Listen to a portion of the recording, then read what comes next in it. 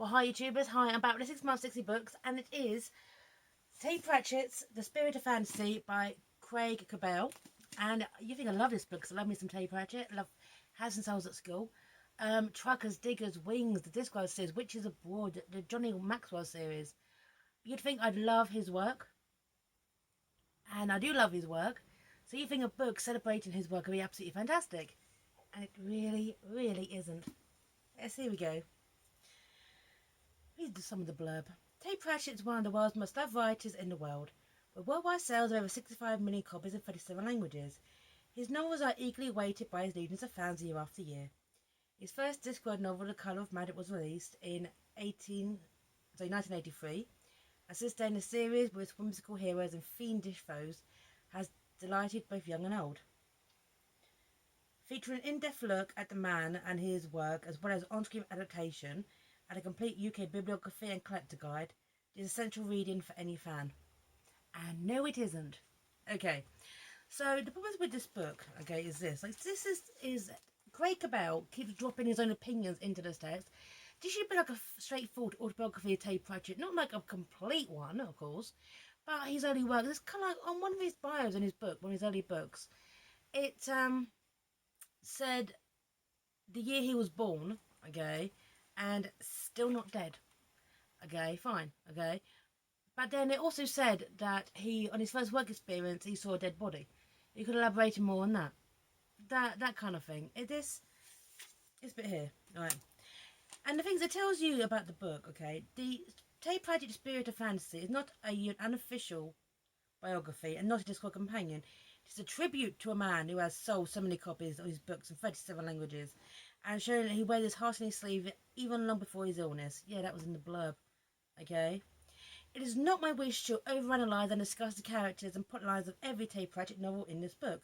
1,000 words on each novel alone would be higher than the entire word count available for this book, and would offer nothing new or stuff about the man or his work. Oh, man, probably would.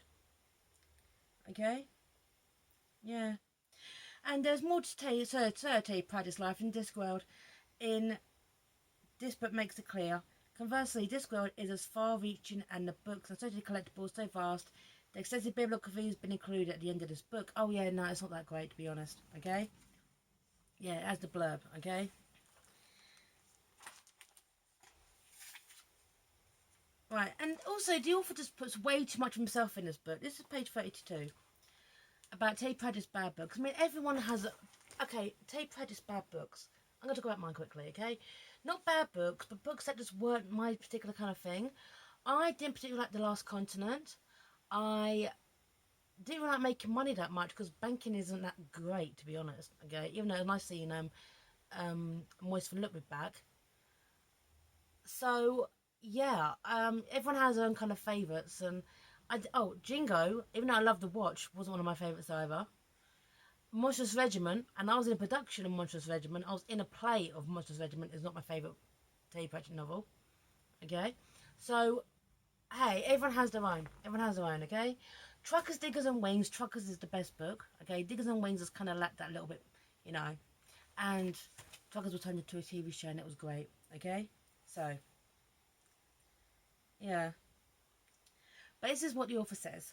Says Pratchett released some bad books, not necessarily, but like most writers, he sometimes has given his best, for whatever reason. Personally, I don't rate The Dark Side of the Sun, but it was important for Pratchett to get science fiction out of his system. I found the Carpet People, especially the new version, and the Night Watch are not my favourite characters either, although they are for a lot of people. But when someone has released such a large body of work, different people have their own favourites. Okay. Yeah. Because he doesn't like the watch that much, because we talk about the watch that much. This whole book could have been about the watch. All of them. Massive book dedicated to Sam Vimes. I'd buy that in a heartbeat. Sam Vimes, man. Sam Vimes. Okay. And it just seems to focus on the wrong book as well. I mean, I love this, okay. Out of 40 Discworld novels, well, okay, out of all the Discworld novels, to me,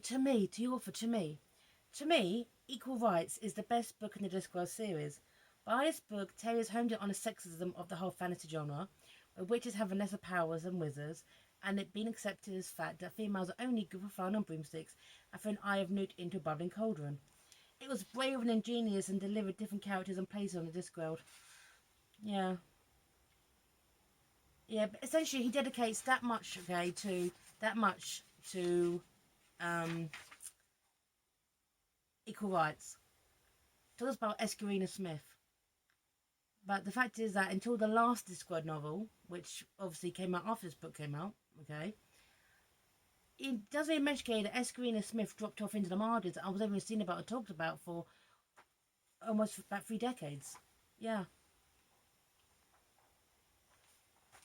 Yeah, I mean, Equal Rights is good because you meet Granny Weatherwax, but it's good. Yeah. The author's own opinion. And also, okay, I don't know what he's trying to compensate for, okay, but he dedicates so much work to Escarina Smith and Equal Rights. And then he does it again with the Tiffany Aiken books, The We Free Men, okay? Like this bit here. We first meet the Nakmak Fiegel in The We Free Men, okay? And this is when Tiffany Aiken comes in. This book came out in 2003, okay? He dedicates so much to Tiffany Aiken, of a whole chapter dedicated to Tiffany Aiken, okay? And it's and then starts dropping in about schools and witches. And seems to have this weird thing where he keeps dropping in other authors' work in weirdest times. In one chapter, he drops in a quote by Douglas Adams in After Universe and Everything. Why? To make yourself appear more smarter? Well, guess what? I've read Douglas Adams. Yeah, me too. Okay? There is no nuance. There is nothing here. There's only a little brief mention of the Bromley trilogy. Okay? Like, see, there's one paragraph on the Bromley Truckers, Diggers and Wings. Okay? A race of gnomes who find they originally came from another planet and so they want to return to it. That's it. Kind of deserve better than that. So yeah, some nice pictures. Okay, here you go. Some nice pictures of Tay Pratchett. I like that one actually. That's a nice one. So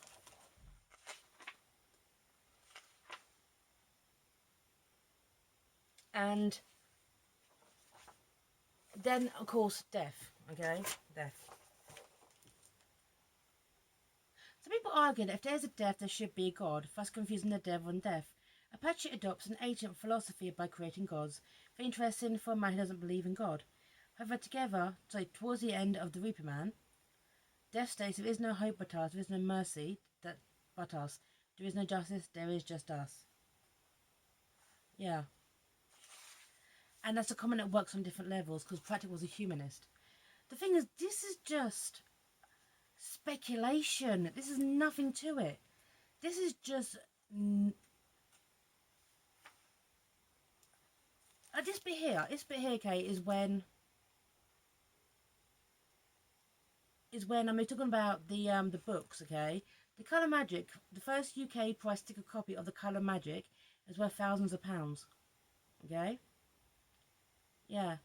I will not pay 3 figures, let alone 4 figures, for any other copy. That is my own personal opinion. Conversely, I do not list every issue of a book as they are clearly of no value. That's the thing. He does this big thing at the back, which is just the worst. He just talks about the books and the collector's editions. Okay, that's it. The collector's editions of the books, which upon writing this was up to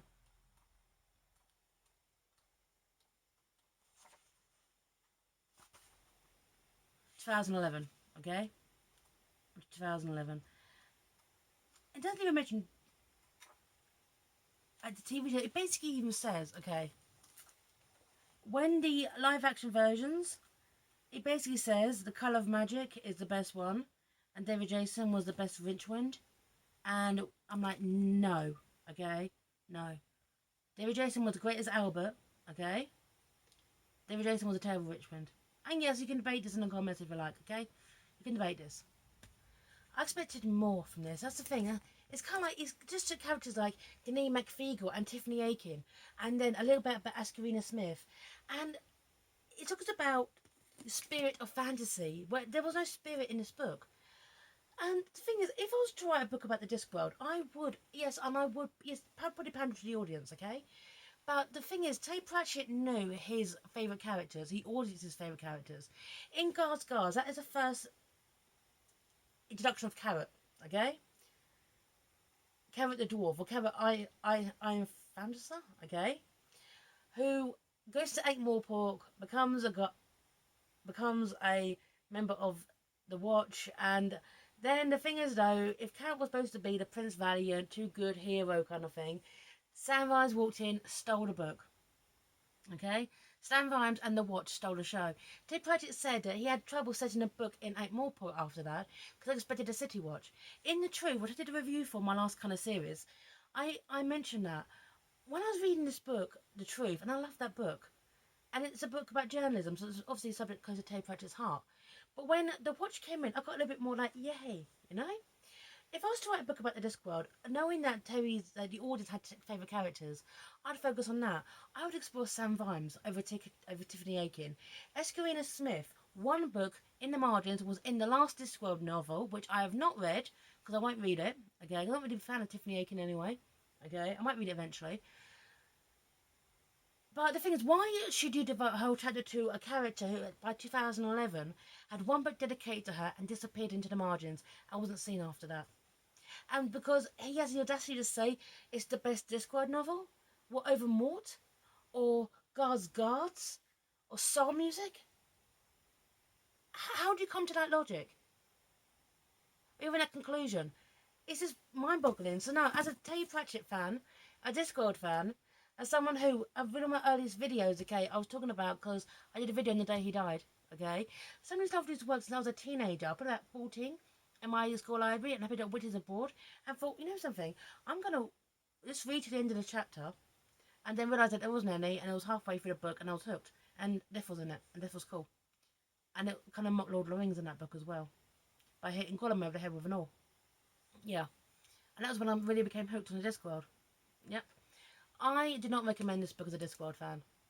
I was excited to read it, but it told me nothing. It's basically the author showing off. And it's more words about him than Terry. So now sign off. Hey, take care. And bye now.